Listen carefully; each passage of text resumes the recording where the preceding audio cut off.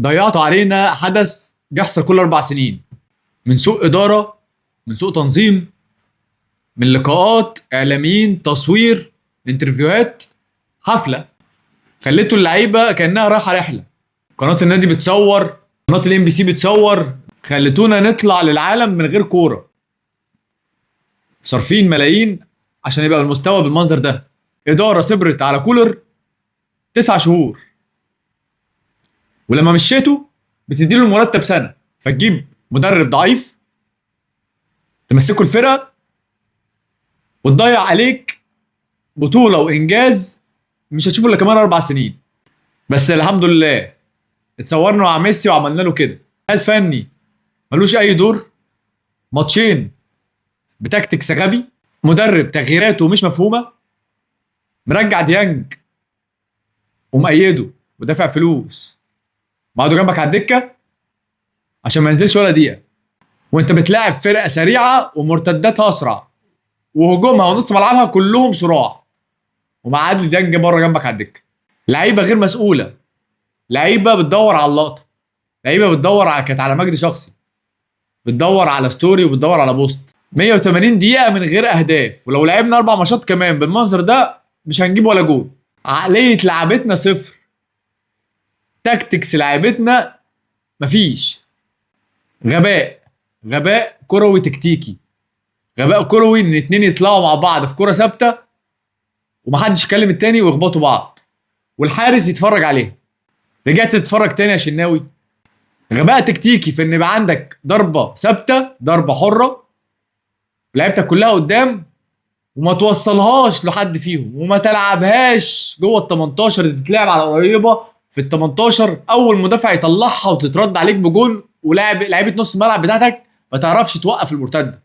والمدافع بتاعك الباك اليمين محمد هاني بيه اللي انا هتكلم عليه بقى لوحده عشان ده عايز كلام لوحده، لا يقطع ولا يعمل فاول ولا يطرد ولا يوصل لها ولا يلمسها ولا يضايق حتى المهاجم.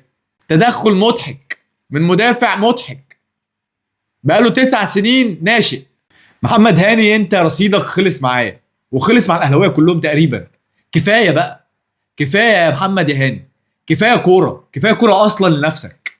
دور على حاجه تانية تعملها في حياتك. لا اوفرات ولا كوره ولا حتى تصرف صح، كل تصرفاتك غلط. وهاجي بقى للمدرب الاستاذ ريبيرو اللي انا الحمد لله يعني قلت قبل الماتش محتاجين نلعب 3-4-3 عشان اللعيبه لعيبه بالميراس سريعه، لعيبه بالميراس مهاريه، محتاجه دايما اشرف وياسر يكونوا متغطيين. وانا مش عارف انت يعني ديانج ده مقعده جنبك ليه؟ يعني ما لعبتش حمدي فتحي تالت ليه مدافع ورا ولعبت بديانج ومروان عطيه وقدامهم بين رمضان؟ يعني زيزو اصلا اللي انت بتلعبه في العمق، انا مش عارف هو مين فهمه ان زيزو صانع العاب، مين فهمه ان زيزو في العمق.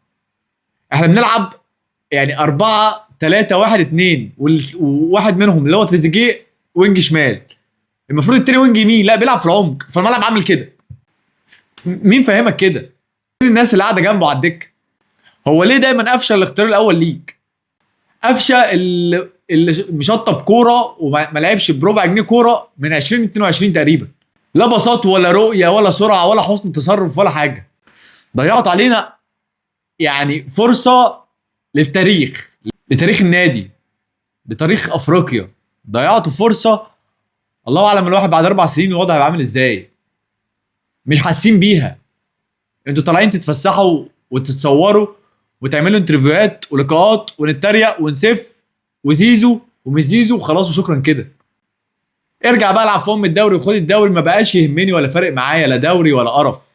الدوري بتاعنا ده مش مقياس لكوره ولا منافسه، اللعيبه كلها فاضيه.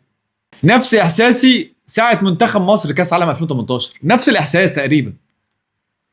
انت بتروح بطوله دوليه بتلاقي نفسك ابيض، بتلاقي نفسك فاضي، بتلاقي نفسك انت ما عندكش اصلا الرياضه دي، ما عندكش الكوره دي، انت بتتفرج على حاجه تانية. والفرق كبير قوي، لا في يوم ولا في ليله ولا في شهر ولا في سنه. الاهلي بعد فوز انتر ميامي بنسبه 99% خرج من البطوله. شكرا، العب الماتش التالت وروح على بلدك. عشمتونا وخليتوا، عشمتونا على الفاضي. عشمتوا ناس كتير قوي على الفاضي، وفي الاخر الجمهور هو اللي دمه بيتحرق، والجمهور هو اللي بيتعصب، والجمهور هو اللي بيتنرفز، والجمهور هو اللي ضغطه بيعلى.